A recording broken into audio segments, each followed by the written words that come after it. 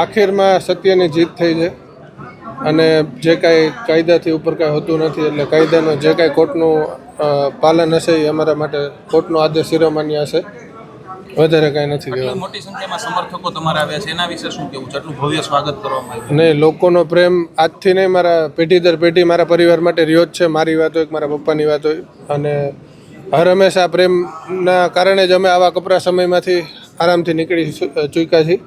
એટલે આ 72 દિવસમાં જે કાંઈ લોકોએ મારા માટે સ્વયંભૂ રીબડા, મારા પપ્પા માટે સ્વયંભૂ, મારા સમાજના, અન્ય સમાજના 18 વર્ષના લોકો, જે ગોંડલ તાલુકાના વેપારીઓ, ઉદ્યોગપતિ તમામ ભેગા થયા હતા સ્વયંભૂ અમને ન્યાય અપાવવા માટે, એ બધાને હું નતમસ્તક કરીને પ્રણામ કરું છું કે આપ સૌનો ખૂબ ખૂબ ધન્યવાદ કે આપના માટે થઈને આજે સત્યની જીત થઈ છે આપ લોકોના કારણે. તમારા પિતાજીની ગેરહાજરીમાં પણ રીબડામાં ખૂબ મોટું સંમેલન જેવું મળ્યું હતું, એમાં હજારો લોકો આવ્યા હતા, એ વિશે શું?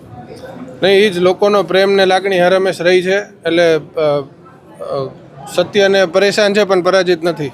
એટલે જી, જે કેસને લઈને તમે ગયા હતા જેલમાં, જેને લઈને એ કેસનું મેં કીધું એમ કે આજે સેશન કોર્ટે મને શરતી જામીન આપ્યા છે, એનું ખૂબ અમે પાલન કરશું, કોઈ પણ શરત ભંગ ન થાય, અને એનું ખૂબ કાળજીપૂર્વક અમે પાલન કરશું. અને આવીને આવી જ રીતે કોર્ટ ઉપર ભરોસો છે, ન્યાયપાલિકા ઉપર અમને ભરોસો છે કે હજી આગળ જતા પણ અમારો વિજય થશે. સત્ય પરેશાન છે, પરાજિત નથી, મેં તમને કીધું એમ. અનિરુદ્ધસિંહે કીધું હતું કે જે પ્રમાણે આખું ષડયંત્ર રચવામાં આવ્યું હતું, તમને કોણ લાગે છે આની પાછળ કોણ છે? એ તો ભગવાનને ખબર ભાઈ. હું ડાયરેક્ટ એમાં કોઈનું ટિપ્પણી કરવા વાળો માણસ નથી. જે હશે એને કુદરત એને પહોંચાડશે ભાઈ. જય માતા, જય માતા.